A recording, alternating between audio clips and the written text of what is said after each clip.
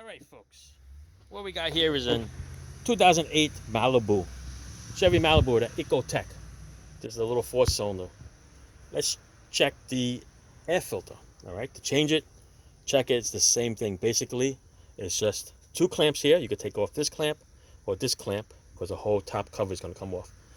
Unplug it over here. Squeeze out a little tab. Then there's two clips in the back. All right.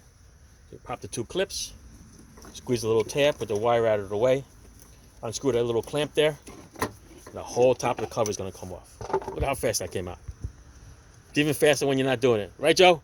Absolutely. There you go. This is a nice filter. This is the heavy-duty one. It's red, but it's spread it out a little bit. That's what we do.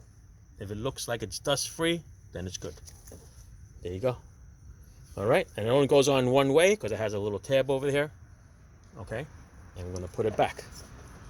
So just as quick as you saw us remove it, it goes in just as fast. But take your time. You don't want to break anything. You don't want to break the tabs. You don't want to pinch the wire. Okay? Just clip. Clip.